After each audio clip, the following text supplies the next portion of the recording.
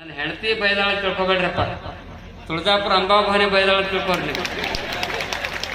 ಅದಕ್ಕಾಗಿ ನಿಮ್ಗೆ ಏನಾದರೂ ಚಂಚಲತೆ ಆದಾಗ, ಮನಸ್ಸಿಗೆ ದುಗುಡ ಆದಾಗ, ನಿಮಗೆ ಅಶಾಂತಿ ಆದಾಗ ನೀವು ನಮ್ಮ ಪತಂಗಿಯದ ಡಾಕ್ಟರ್ ಮಾನಸಿಕ ಡಾಕ್ಟರ್ ಕರ್ಕೊಂಡು ಹೋದ್ರೆ ಗುಳಿಗೆ ಕೊಡ್ತಾರೆ. ಗುಳಿಗೆ ಒಂದಕ್ಕೆ ನಿದ್ದೆ ಹತ್ತಲಿ ಎರಡೆರಡು ತಗೋಪ್ಪ ಅಂತ. ಅದಕ್ಕಾಗಿ ನೀವು ನಿದ್ರೆ ಗುಳಿಗೆ ತಗೋಬೇಡ್ರಿ, ಒಂದು ಮಾತ್ರೆ ನೀವೆಲ್ಲ ತಗೋಬೇಕು. ಎಂಥ ಮಾತ್ರೆ ಅಂದ್ರೆ ಹಾರಕೂಡದ ಚನ್ನಬಸವ ಶ್ರೀಯೋಗಿಯ ಧ್ಯಾನ ಮಾಡ್ರಿ, ಎಲ್ಲ ಸ್ಟ್ರೆಸ್ ದೂರ ಆಗ್ತಾ ಇದೆ ಅನ್ನುವಂಥ ಮಾತನ್ನು ಹೇಳ್ತಾ ಇದ್ದೀವಿ.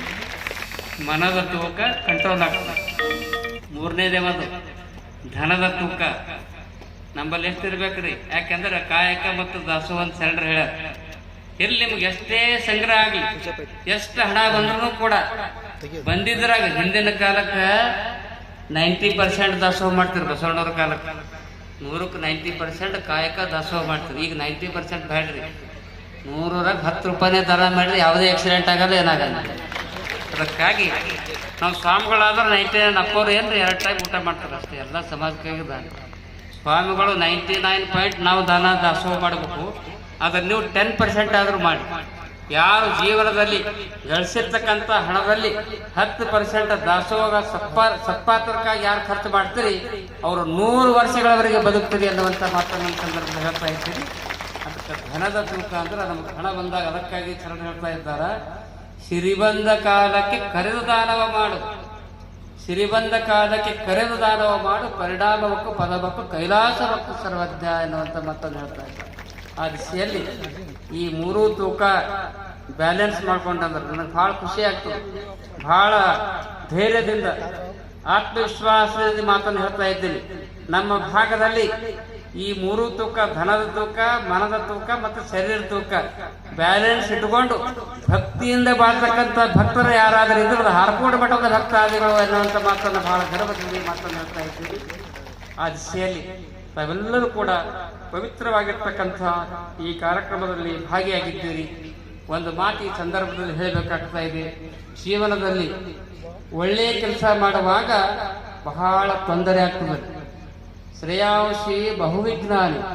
ಒಳ್ಳೆಯ ಕೆಲಸ ಯಾರು ಮಾಡ್ತಾ ಇದ್ದಾರೆ ಅವ್ರಿಗೆ ಕಷ್ಟಗಳು ಬಹಳ ಬರ್ತವೆ. ಯಾರು ಬಹಳ ಜಪ ಮಾಡ್ತಾರ ಅವರಿಗೆ ಬಹಳ ತ್ರಾಸ ಆಗ್ತದೆ. ಅದಕ್ಕಾಗಿ ನಿಮ್ಗೆ ಏನಾದರೂ ಒಳ್ಳೆಯ ಕೆಲಸ ಮಾಡುವಾಗ ಯಾರಾದರೂ ಟೀಕಾ ಟಿಪ್ಪಣಿ ನಿಮ್ಗೆ ಮನಸ್ಸು ನೋಯಿಸ್ತೀರಂದ್ರೆ ನೀವು ಹೆಂಗಿರ್ಬೇಕಂದ್ರೆ ಕನ್ನಡದ ಕವಿ ಒಂದು ಕಡೆ ಹೇಳ್ತಾ ಇದ್ದಾನೆ.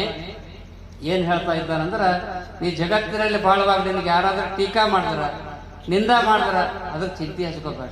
ಅವ್ರು ಏನು ಹೇಳ್ತಾ ಇದ್ದಾರೆ ಕನ್ನಡದ ಕವಿ ಅಂದ್ರೆ, ನಿನ್ನ ಕಾಯನು ನಾನಿರುವಾಗ, ನಿನ್ನ ಕಾಯನು ನಾನಿರುವಾಗ ಕಾಯಕವಿಲ್ಲದವರ ಕೊಂಕು ಮಾತಿಗೆ ನೀ ಕೊರಗುವುದೇಕೆ ಎನ್ನುವಂಥ ಮಾತನ್ನು ಹೇಳ್ತಾರೆ. ಇಂಗ್ಲಿಷ್ನಲ್ಲಿ ಒಬ್ಬ ಕವಿ ಹೇಳ್ತಾ ಇದ್ದಾನ, live all your worries with him because he cares for you. ಹೇ ಯಾರು ಹಾಕೂಡದ ಚನ್ನಬಸವ ಯೋಗಿ ಅನ್ನುವಂಥ ಮಾತನ್ನ. ನಿಮ್ಗೆ ಏನಾದ್ರೂ ಕಷ್ಟ ಬಂದ್ರೆ ದೇವರ ಧ್ಯಾನ ಮಾಡ್ರಿ, ಅದೆಲ್ಲ ದೂರ ಆಗ್ತಾ ಇದೆ ಅನ್ನುವಂಥ ಮಾತನ್ನು ಈ ಸಂದರ್ಭದಲ್ಲಿ ಹೇಳಿ. ಯಾಕಂದ್ರೆ ಪರಮ ಪೂಜ್ಯರು ಇವತ್ತು 500,000 ಕಿಲೋಮೀಟರ್ದಿಂದ ಬಂದಾರ. ಬಹಳ ಒಳ್ಳೆ ಮಾತುಗಳನ್ನು ಹೇಳ್ತಾ ಇದ್ದಾರೆ. ಅವ್ರ ಮಾತುಗಳನ್ನ ನಾವೆಲ್ಲ ಕೇಳಬೇಕು. ಕೊನೆಯದಾಗಿ ಇವತ್ತಿನ ಸಂದರ್ಭದಲ್ಲಿ ಒಂದು ಮಾತನ್ನು ಹೇಳಿ ನನ್ನ ಮಾತನ್ನು ಮುಗಿಸ್ತಾ ಇದ್ದೇನೆ. ಹಾರಕೂಡದ ಶಿವಯೋಗಿ ಅವರು ಎಂಥ ಪವಾಡ ಪುರುಷರಿದ್ದರಂದ್ರೆ, ಹಾರಕೂಡ ಗ್ರಾಮದಲ್ಲಿ ನಡೆದಂತಹ ಒಂದು ಮಾತನ್ನು ಹೇಳಿ ನನ್ನ ಮಾತನ್ನು ಮುಗಿಸ್ತಾ ಇದ್ದೇನೆ. ಇಲ್ಲಿ ಸಿದ್ದಮ್ಮ ಮತ್ತು ಸೂಗಪ್ಪ ಗುದಗಿ ಅಂತ ಇಬ್ಬರು ಆದರ್ಶ ದಂಪತಿಗಳಿದ್ದರು ಹಾರಕೂಡದಾಗ, ಸುಮಾರು ಒಂದು 50 ವರ್ಷಗಳ ಪೂರ್ವದಲ್ಲಿ.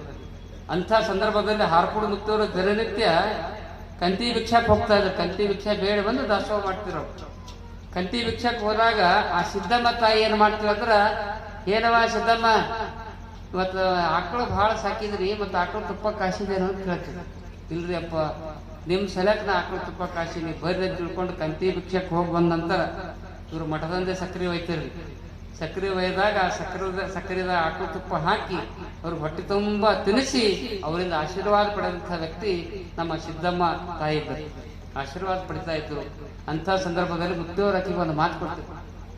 ಆಶೀರ್ವಾದ ಕೊಟ್ಟಿರು, ಸಿದ್ದಮ್ಮ ನೀ ಪ್ರತಿನಿತ್ಯ 4 ದಿನಕ್ಕೊಮ್ಮೆ ತುಪ್ಪ ಸಕ್ಕರೆ ತಿನ್ನಿಸ್ತಿ, ನಿನ್ನ ಜೀವನದಲ್ಲಿ ನಿನ್ನ ಮನೆತನದಲ್ಲಿ ಹೈನ ಎಂದೂ ಕಟ್ಟಾಗಬಾರ್ದು, ಸದಾಕಾಲ ಹೈನ ಇಲ್ಲ ಅಂತೇಳಿ ಆಶೀರ್ವಾದ ಮಾಡಿದ್ದೀರ. ಸದಾಕಾಲ ಹೈನ ಇಲ್ಲ. ಆ ಒಂದು ಶಿವಗಪ್ಪನ ಮಗ ಮುಂದೆ ಬಸವಣ್ಣಪ್ಪ ಇರ್ತಾನೆ ಬಸವಣ್ಣಪ್ಪ ಅಂತ. ಬಸವಣ್ಣಪ್ಪ ಗುದ್ಗೆ, ಈ ಸಿದ್ದರಾಮಪ್ಪ ಗುದ್ಗೆ, ಚಂದ್ರಕಾಂತ್ ಗುದ್ಗೆ, ವೀರಣ್ಣ ಗುದ್ಗೆ ಅವರ ಅಪ್ಪ ಬಸವಣ್ಣಪ್ಪ ಗುದ್ಗೆ ಅಂತ. ಆ ಬಸವಣ್ಣಪ್ಪ ಗುದ್ಗೆ ಮನ್ಯಾಗ ಆಕಳು ಸಾಕಿನು, 2 ಆಕಳಿದ್ದು. ಮುಂದೊಂದು ಸಂದರ್ಭ ಹಿಂಗೆ ಬಂತು, ಸ್ವಲ್ಪ ಬರಗಾಲ ಬಂತು, ಆಕಳೆಲ್ಲ ಒದ್ದು ಬಿಡ್ತಾರೆ, ಹಾಲು ಕೊಡೋದು ಬಂದಾಯ್ತು.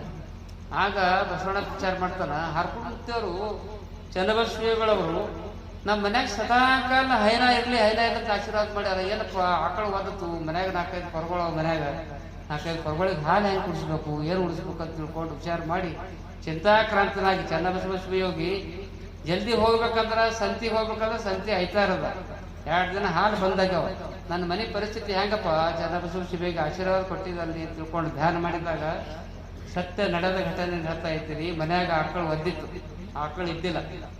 ಆ ಸಂದರ್ಭದಲ್ಲಿ ಚನ್ನಬಸವ ಶಿವಯೋಗಿಯ ಧ್ಯಾನ ಮಾಡಿದಾಗ ನೇರವಾಗಿ ಸಾಯಂಕಾಲ 5 ಗಂಟೆ ಆಗ್ತದ. ಒಂದು ಕಾಮಧೇನು ಕಲ್ಪವೃಕ್ಷವಾಗಿ ಒಂದು ತುಂಬಿದ ಕೆಚ್ಚಲು ಹೊತ್ಕೊಂಡು ಒಂದು ಆಕಳು ಬಂದು ಅಂಗಳದಾಗ ನೆತ್ತಿ ಬಿಡ್ತದ. 2 ಸೇರ್ ಹಾಲು ಕೊಡ್ತದೆ. 2 ಸೇರ್ ಹಾಲು ಕೊಡ್ತದೆ. ನಡೆದ ಘಟನೆ ಹೇಳ್ತಾ ಇದ್ದೀನಿ. ಚನ್ನಬಸವ ಶಿವಯೋಗಿ ಧ್ಯಾನ ಮಾಡಿದಾಗ ಅಂಗಳದಾಗ ಒಂದು ತಾನೇ ನೆತ್ತಿ ಬಿಡ್ತದೆ ಆಕಳು. ಯಾರ್ದು ಆಕಳು ಅಂದ್ರೆ ಯಾರು ಹೇಳೋದಿಲ್ಲ, ಯಾರ್ದು ಆಕಳು ಇರುವುದಿಲ್ಲ. ಅದು ಆ ಶಿವಯೋಗಿಯ ಕೃಪೆಯಿಂದ ಅವ್ರ ಮನ್ಯಾಗ ಹೋಗಿ ಆಕಳ ಹಾಲು ಪ್ರಾರಂಭ ಆಯ್ತು. 2 ಸೇರ್ ಹಾಲು ಕೊಡ್ತು. ಆ ಮಾತನ್ನು ಯಾಕೆ ಹೇಳ್ತಾ ಇದ್ದೀನಿ ಅಂದ್ರೆ, ಅದು ಘಟಿಸಿ 50-60 ವರ್ಷ ಆಯ್ತು. ಇಂದಿಗೂ ಕೂಡ ಸಿದ್ದರಾಮಪ್ಪ ಗುದ್ದಿಯವ್ರ ಮನ್ಯಾಗ ಒಂದು 20 ದನವರೆ, ಒಂದು 5-10 ಆಕಳ ಸದಾಕಾಲ ಆಕಳ ಅವ್ರ ಮನ್ಯಾಗ ಇರ್ತದೆ. ನಮ್ಮ ಊರಾಗ ಹೈನ ಕಮ್ಮ ಆದ್ರೆ ಅವ್ರ ಮನ್ಯಾಗ ಹೈನ ಅದ. ಒಂದು ಮಠದಾಗಿರ್ತದೆ, 2ನೇದಾಗಿ ಸಿದ್ದರಾಮಪ್ಪ ಗುದ್ದಿಯವ್ರ ಮನ್ಯಾಗ ಇರ್ತದೆ. ಅಂದ್ರೆ ಮಹಾತ್ಮರ ವಾಣಿಯಲ್ಲಿ ಅಂತ ಅದ್ಭುತವಾಗಿರ್ತಕ್ಕಂಥ ಶಕ್ತಿ ಇರ್ತದೆ. ಅಂತಹ ಅದ್ಭುತವಾಗಿರ್ತಕ್ಕಂಥ ಪವಾಡಗಳನ್ನು ಮಾಡಿರುವಂಥ ಹಾರ್ಕೂಡದ ಚನ್ನಬಸವ ಶಿವಯೋಗಿಗಳ ಒಂದು ಜೀವನ ಚರಿತ್ರೆ ಸದಾಕಾಲ ನಮ್ಮೆಲ್ಲರ ಹೃದಯ ಮಂದಿರದಲ್ಲಿ ಇರ್ತಾ ಇದೆ ಅಂತ ಮಾತನ್ನು ಈ ಸಂದರ್ಭದಲ್ಲಿ ಹೇಳಿ ನಿಮಗೆಲ್ಲರಿಗೂ ಕೂಡ ಒಂದು ಕಾಣಿಕೆಯನ್ನು ಕೇಳ್ತಾ ಇದ್ದೀವಿ. ಸರ್ ಹೇಳಿದ್ರು, ಇಲ್ರಿ ನಮ್ಮ ಬಜೆಟ್ದಾಗ ಯಾತ್ರೆ ನಿವಾಸ ಕೊಡ್ಲಾಕ ಬರಲ್ಲ ಅಂತ ಹೇಳಿದ್ರು. ನಾವು ದಯವಿಟ್ಟು ಯಾವುದೇ ರಾಜಕೀಯ ವ್ಯಕ್ತಿಗಳಿಗೆ ನಮ್ಗೆ ಹಾರ್ಕೋಡ್ ಮಠಕ್ಕೆ ಬಂದಿರಿ ಅದು ಮಾಡ್ರಿ ಇದು ಮಾಡ್ರಿ ಅಂತ ಕೇಳಲ್ಲ. ಅವ್ರು ಶರಣು ಅಲ್ಗೋಡಿ ಕೇಳ್ಯಾನ ನೋಡಿ, ನಾ ಏನು ಹೇಳಿಲ್ಲ. ಶರಣು ಅಲ್ಗೋಡಿ ಕೇಳ್ಯಾನ, ಮತ್ತದು ಯಾತ್ರೆ ನಿವಾಸ ಮಾಡಕ್ ಮೇಘರಾಜ್ ನಾಗರಾಳ ಕೇಳ. ಯಾಕೆಂದ್ರೆ ಇಲ್ಲೊಂದು 8 ಕೋಟಿ ರೂಪಾಯಿ ಕಲ್ಯಾಣ ಮಂಟಪ ನಿರ್ಮಾಣ ಆಗ್ಯಾರ. 8 ಕೋಟಿ ರೂಪಾಯಿ ಕಲ್ಯಾಣ ಇದು ಮಂಟಪ ನಿರ್ಮಾಣ ಆದಾಗ ಅದಕ್ಕೆ 6 ಕೋಟಿ ಯಾರು ಕೊಟ್ಟಾರ? ಸರ್ಕಾರ ಕೊಟ್ಟಿಲ್ಲ, ಭಕ್ತಾದಿಗಳೇ ಕೊಟ್ಟಿದ್ರು. ಭಕ್ತರೇ ನಮ್ದು ರಿಸರ್ವ್ ಬ್ಯಾಂಕ್ ಇದ್ದಾಗ ನಾ ಅವರಿಗೆ ಕೇಳಕ್ಕೆ. ಅದಕ್ಕೆ ದಯವಿಟ್ಟು ನಮ್ಮ ಮನಸ್ಸಿನಾಗ ಏನಾದರೂ ಇದು ಮಾಡ್ಬೇಕಂತ ಬರ್ತಲ್ಲ, ನೀವು ಹೇಳಾರ್ದೆ ತಂದು ಕಾಣಿಕೆ ಕೊಡ್ತಾರೆ ಅಂತ ಭಕ್ತರು, ಹಾರ್ಕೊಂಡು ಮಠದ ಭಕ್ತರು. ಅದಕ್ಕಾಗಿ ಅವ್ರ ಮನಸ್ಸಿಗೆ ಬಂದ್ರೆ ಏನೇನು ಮಾಡ್ತಾರೆ ಮಾಡಲಿ. ಕೆಲವು ಅಪ್ಪಣ್ಣ ಹೇಳ್ತಾರೆ, ಇಲ್ರಿ ಅಪ್ಪರೇ ಅದು ಆಗ್ತದ್ರಿ, ಅದು ಸ್ಯಾಂಕ್ಷನ್ ಆಯ್ತು. ನಾ ಅಂತೀನಿ, ನೋಡಪ್ಪ ಸರ್ಕಾರದ ಬಂದಿತ್ತು ಕೆಲಸ ಆಗಿ ಆದಾಗೆ ಖಾತ್ರಿ ಹಿಡಿತೀನಿ. ಅದಕ್ಕೆ ಏನು ಖಾತ್ರಿ ಇಲ್ಲಪ್ಪ. ನಾವು ಹೇಳ್ರಿ 2 ಕೋಟಿ ಬಜೆಟ್ ಆಗ್ಯಾದ್ರಿ, ಟೆಂಡರ್ ಆಗ್ಯಾದ್ರಿ ಅಂತಾರೆ. ನನಗೇನು ಖಾತ್ರಿ ಇಲ್ಲಪ್ಪ, ಬಂದು ಪೂರ ರೆಡಿಯಾಗಿ ಅವ್ರು ಉದ್ಘಾಟನೆ ಬಂದಾಗೆ ಖಾತ್ರಿ ನಮಗೆ ಖಾತ್ರಿ. ನಮಗೆ ಯಾರ್ದು ಖಾತ್ರಿ ಅಂದ್ರೆ ನೀವು ಭಕ್ತಾದಿಗಳೇ ಖಾತ್ರಿ ಅನ್ನುವಂಥ ಮಾತನ್ನು ಅದು ಸೇಲಿ ಯಾವುದೇ ಆಯ್ತಾಯ್ತು ಕೊಟ್ರೂ ಖುಷಿ, ಕೊಡೋದ್ರೂ ಖುಷಿ. ಈಗ ನೋಡಿ ಹೋದ್ಸಲ ಸುಮ್ಮನೆ ನಮ್ಮ ಇವರು 25 ಕೋಟಿದಿಂದ ಏನೋ ತರ್ತೀನಿ ಅಂದರು ಶರಣು ಸರ್ಕಾರ ಜಾತ್ರೆದಾಗ. ಅಮ್ಮ ಕೋಬಾ ಬಂದು ಸುಮ್ಕೊಂತಿಲ್ಲ, ನಮ್ಗೆ 25 ಕೋಟಿ ಬೇಡಪ್ಪ, 2 ಕೋಟಿ ಕೊಡೋದ್ರ. ಈ ಪಾಪ ಗೌರ್ಮೆಂಟ್ ಕಾಂಗ್ರೆಸ್ ಬಂದವ್ರು ಅದೇನು ಮಾಡ್ಬೇಕು, ಮನೆಯಲ್ಲಿ ಬಿಡ್ಬೇಕು. ಅದಕ್ಕಾಗಿ ದಯವಿಟ್ಟು, ಯಾಕಂದ್ರೆ ಆಡದೆ ಮಾಡುವವನು ರೂಢಿ ಒಳಗೆ ಉತ್ತಮ. ಆಡ್ಲಾರ್ದೆ ಮಾಡಿ ತೋರಿಸಿ, ನೀವು ಮಾಡಿದ್ರು ಖುಷಿ, ಮಾಡ್ಲಾರ್ದ್ರು ಖುಷಿ. ನನಗೇನೊಂದು ಖುಷಿ ಅದ ಅಂದ್ರೆ, ಶರಣು ಸರ್ಗಾರ್ ಅವ್ರಿಗೆ ಹೇಳೀನಿ. ಶರಣು ಸರ್ಗಾರ್ ಅವರು MLA ಆದ್ಮೇಲೆ, ರಿಯಲ್ ಮಾತು ಹೇಳ್ತಾ ಇದ್ದೀನಿ, MLA ಆದ್ಮೇಲೆ ಬಹುಶಃ ಒಂದು 100 ಮಠಾಧೀಶರು ಅದನ್ನು ಕೂಡ ಅವ್ರು ರೊಕ್ಕ ಹುಚ್ಚಾರ ರೊಕ್ಕ ಕೇಳಿ. ಆದ್ರೆ ಇವತ್ತಿನವರೆಗೆ ಏನೂ ಕೇಳಲಾರ್ದು, ಹಣ ಕೇಳಲಾರ್ದು, ನಮ್ಮ ಶಾಸಕರಿಗೆ ಹಣ ಕೇಳಲಾರ್ದು ಇರ್ತಕ್ಕಂಥ ಮಠ ಅವರು ಹಾರ್ಕೊಂಡು ಮಠ. ಯಾರು ಹಣ ನಾವು ಕೇಳೋದಿಲ್ಲ. ನಿಮ್ಮ ಪ್ರೀತಿ ಇದ್ರೆ ಮಾಡ್ರಿ, ಮಾಡಿದ್ರು ಖುಷಿ, ಮಾಡ್ಲಾರ್ದ್ರು ಖುಷಿ, ಮಾಡಿದ್ರೆ ನಿಮಗೆ ಹೆಸರು ಇರ್ತದೆ, ಅದೇನಿಲ್ಲ ಆ ದಿಶೆಯಲ್ಲಿ. ಆದ್ರೆ ವೈಯಕ್ತಿಕವಾಗಿ ನಮಗೆ ಮಾಡುವುದಕ್ಕಿಂತಲೂ ಕೂಡ ಸಾರ್ವಜನಿಕವಾಗಿರ್ತಕ್ಕಂಥ ಕಾರ್ಯ ಮಾಡಿ ಅದೇ ನಿಜವಾದ ಖುಷಿ ಅನ್ನುವಂಥ ಮಾತನ್ನು ಕೂಡ ಈ ಸಂದರ್ಭದಲ್ಲಿ ಹೇಳಿ, ಆ ದಿಶೆಯಲ್ಲಿ ತಾವೆಲ್ಲರೂ ಕೂಡ ಭಕ್ತಿ, ಪ್ರೀತಿ, ವಿಶ್ವಾಸದಿಂದ ಈ ಕಾರ್ಯಕ್ರಮದಲ್ಲಿ ಭಾಗಿಯಾಗಿದ್ದೀರಿ. ಜ್ಯೋತಿರ್ಮಯಾನಂದ ಸ್ವಾಮೀಜಿಯವರು, ನಿರ್ಭಯಾನಂದ ಸ್ವಾಮೀಜಿಯವರು ಬಂದು ಆಶೀರ್ವಚನ ಮಾಡ್ತಾ ಇದ್ದಾರೆ. ಈಶ್ವರ್ ಖಂಡ್ರೆಯವರು ಒಳ್ಳೆ ಮಾತುಗಳನ್ನು ಹೇಳಿ ಹೋಗಿದ್ದಾರೆ. ಶರಣ್ ಪ್ರಕಾಶ್ ಪಾಟೀಲ್ ಅವರು ಮತ್ತು ಅಜಯ್ ಸಿಂಗ್ರವರು. ಯಾಕಂದ್ರೆ ನಾವು ಇವ್ರಿಗೆ ನೋಡಿದ್ರೆ ಹೆಂಗಂದ್ರೆ ಎರಡನೇ ಧರಕ್ ಸಿಂಗ್ ಅವ್ರಿಗೆ ನೋಡಿದಾಗ ನಮ್ಗೆ ಖುಷಿ ಆಗ್ಬೇಕು. ಯಾಕಂದ್ರೆ ಭಾಳ ಒಳ್ಳೆ ರೀತಿಯಾಗಿ ದೇವರಿಗೆ ಭಾಗದಲ್ಲಿ ಕೆಲಸ ಮಾಡ್ತಾರೆ. ಈ KKRD ಅಧ್ಯಕ್ಷರಾಗ್ಯದ ಅತ್ಯಂತ ಶಕ್ತಿ ಮೀರಿ ಅವ್ರು ಹೇಳಿದ್ದಾರೆ, ನನ್ನ ಅನುದಾನದಲ್ಲಿ ಏನಾಗ್ತದ ಹರ್ಕೋಡು ಮಠಕ್ಕೆ ನಾನು ಮಾಡ್ತೀನಿ ಅಂತಲೂ ಕೂಡ ಅವ್ರು ಹೇಳ್ಯಾರ.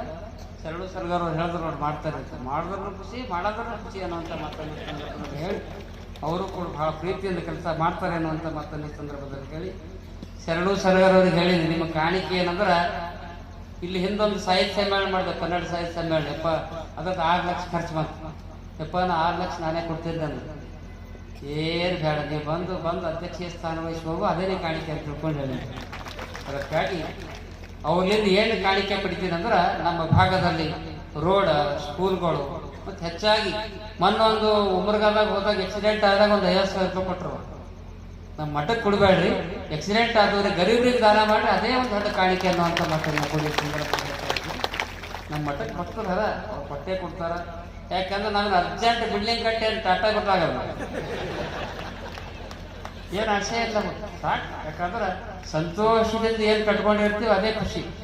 ಇಲ್ಲಿ ತನಕ ಏನು ಪ್ರೀತಿಲಿ ನೀವು ಕೊಟ್ಟಿರಿ, ಏನು ಕಟ್ಟಡ ಆಗ್ಯಾವ ಅದೇ ನಮ್ಗೆ ಖುಷಿ. ಆ ದಿಸೆಯಲ್ಲಿ ಶರಣು ಸರ್ಗಾರವರು ಕೂಡ ಭಾಳ ಭಕ್ತಿ ಪ್ರೀತಿಯಿಂದ ನಮ್ಮ ಭಾಗದಲ್ಲಿ ಒಳ್ಳೆಯ ಕಾರ್ಯವನ್ನು ಮಾಡ್ತಾ ಇದ್ದಾರೆ. ಈ ಭಾಗದಲ್ಲಿ ಸರ್ ಹೇಳೋದ್ರೇನೋ ರೋಡ್ ಆಗಿಲ್ಲ ಕಡೆ ಲೇಟ್ ಟೈಮ್ ಆಗಿದೆ, ಆದ್ರೆ ಮುಡಿಬಿ ಟು ಸರ್ಜೋಳಿ ಕ್ರಾಸ್ವರೆಗೆ ಒಂದು 25 ಕೋಟಿ ರೂಪಾಯಿ ರೋಡ್ ಮಾಡಿಸಿದಂಥ ಕೀರ್ತಿ ನಮ್ಮ ಶರಣು ಸರ್ಗಾರ್ ಅವರಿಗೆ ಸಂತ ಇದೆ ಅನ್ನುವಂಥ ಮಾತನ್ನು ಸಂದರ್ಭದಲ್ಲಿ ಹೇಳಿ, ಸಿದ್ದು ಪಾಟೀಲ್ ಕೂಡ ಹೊಸದಾಗಿ ಶಾಸಕರಾಗಿದ್ದಾರೆ, ಅವರು ಕೂಡ ಹರ್ಕೋಡು ಮಠದ ಮೇಲೆ ಭಕ್ತಿ ಇಟ್ಟಿದ್ದಾರೆ. ಗುಮ್ರ ಪಾಟೀಲ್ ಅವರು ಮತ್ತು ತಾಡಂಪಳ್ಳಿ ಅವರು, ರಾಜೇಶ್ ಗುತ್ತೇದಾರ್ ಅವರು ಕಾಳಿಗೆಯಲ್ಲಿ ಸಿದ್ಧಲಿಂಗ ಶಿವಾಚಾರ್ಯರ ಹರ್ಕೋಡು ಮಠದ ಪರಂಪರೆಯಲ್ಲಿ ಬರ್ತಕ್ಕಂಥ ಸಿದ್ಧಲಿಂಗ ಶಿವಾಚಾರ್ಯರ ಅದ್ಭುತವಾಗಿರ್ತಕ್ಕಂಥ ಗುಡಿ ಉದ್ಘಾಟನೆ ಕಾರ್ಯಕ್ರಮವನ್ನು ಕೂಡ ನಮ್ಮ ರಾಜೇಶ್ ಗುತ್ತೇದಾರ್ ಅವರು ಮಾಡಿದ್ದಾರೆ. ಮತ್ತು ವಿಶೇಷವಾಗಿ ದಾಸೋಹಿಗಳು ಸಂತೋಷ್ ಪಾಟೀಲ್ ಹಿಂದಿನ ಸಲ ಒಂದು 15-20 ವರ್ಷ ನಮ್ಮ ಬಂಡಪ್ಪ ಕಿಡಿಗೆ ಮಾಡ್ತಾರೆ. ಬಂಡಪ್ಪ ಕಿಡಿಗೆ ಅನಾರೋಗ್ಯದಿಂದ ಅವರು ಹೋಸ್ತರ ನಿಧನರಾದರು, ಅವರ ಆತ್ಮಶಾಂತಿ ಸಿಗಲಿ. ಆದ್ರೆ ಒಂದು ಸಲ ಒಂದು ತಿಂಗಳ ಹಿಂದೆ 2 ತಿಂಗಳ ಹಿಂದೆ ಬಂಡಪ್ಪ ಕಿಡಿಗೆ ಅವ್ರು ತೀರ್ಕೊಂಡ್ರು. ಆದ್ರೆ ನಾವಂತೂ ಯಾರಿಗೂ ದಾಸೋಹ ಮಾಡಂತ ಹೇಳುವುದಿಲ್ಲ. ಚನ್ನಬಸವ ಶಿವಯೋಗಿ ನಾವು ಯಾರಿಗೂ ದಾಸೋಹ ಮಾಡಂತ ನಾವು ಕೇಳುವುದಿಲ್ಲ, ಅಷ್ಟು ಕೊಡ್ರಿ ಇಷ್ಟು ಕೊಡ್ರಿ ಅನ್ನೋದಿಲ್ಲ. ಯಾರು ಮಾಡ್ತಾರೆ ನೋಡಮ್ಮ ಅವ್ರು ಇಚ್ಛಾ ಅಂತ ತಿಳ್ಕೊಂಡು ಅಂದಾಗ 12 ಗಂಟೆ ಒಳಗಾಗಿ ಸಂತೋಷ್ ಪಾಟೀಲ್ ಬಂದು ದಾಸೋಹದ ಕಾರ್ಯವನ್ನು ಆಗ್ತದೆ. ಭಾಳ ಟೈಮ್ ಆಗ್ತದೆ, ಅದ್ರ ಬಗ್ಗೆ ಹೇಳ್ಬೇಕಾಗ್ತದೆ ಒಂದು ಮಾತು. ಅವ್ರು ಯಾಕೆ ಒಪ್ಕೊಂಡ್ರಂದ್ರೆ ನಮ್ಮ ಸಂತೋಷ್ ಪಾಟೀಲ್ ಇಂಜಿನಿಯರ್ ವ್ಯಕ್ತಿ ಅಲ್ಲವ, ಇಂಜಿನಿಯರ್ ಅಲ್ಲ, ಇಲ್ಲೇ ನೋಡಿ ಇಂಜಿನಿಯರ್ ಅಲ್ಲ ಇರಲ್ಲ, ಸುಮ್ಮ ಕೆಲಸ ಮಾಡ್ಕೊತ ಹೋಗ್ಯಾನ. ಕಲಬುರಗಿದಾಗ ಏಷ್ಯನ್ ಮಹಲ್ ಅಂತದ, ಒಂದು 7-8 ವರ್ಷದಿಂದ ಏಷ್ಯನ್ ಮಹಲ್ ಹತ್ತಿರ ಅಲ್ಲಿ ಪಾದ ಪೂಜೆ ಇತ್ತು. ನಾವು ಹೋಗಿದ್ವಿ, ಇವರು ಬಂದಿದ್ದು ಜೋಡಿ ಬಂದಾಗ ನಮ್ಮ ಬಾಯಿಗೆ ಏನು ಬಂತು ಅಚಾನಕ್ ಅಂದ್ರೆ, ಸಂತೋಷ್ ಪಾಟೀಲ ಇದು ಏಷ್ಯನ್ ಮಹಲ್ ಅದಲ್ಲ, ನೀನು ಇಂಥ ಬಿಲ್ಡಿಂಗ್ ಕಟ್ಬೇಕು ನೋಡೋ ನಾನು ಆಶ್ಚರ್ಯ ಅದ. ನನ್ನ ಬರ್ ನೋಡ್ಲಕ್ಕೆ ಒಂದು 5,000 ರೂಪಾಯಿ ಎಲ್ಲ ಅಪ್ಪರ್ ಬಿಲ್ಡಿಂಗ್ ಕಟ್ಟತ್ತಾರ ದೊಡ್ಡ. ಆದ್ರೆ ಸಣ್ಣ ಪ್ರಮಾಣದಲ್ಲಿ ಬಿಲ್ಡಿಂಗ್ ಕಟ್ತಾ ಇವತ್ತು ದೊಡ್ಡ ಬಿಲ್ಡರ್ ಆಗಿ ಕೋಟಿಗಟ್ಟಲೆ ಗಳಿಸ್ತಾ ಇದ್ದಾರ. ಕೋಟಿಗಟ್ಟಲೆ ಗಳಿಸೋದಷ್ಟೇ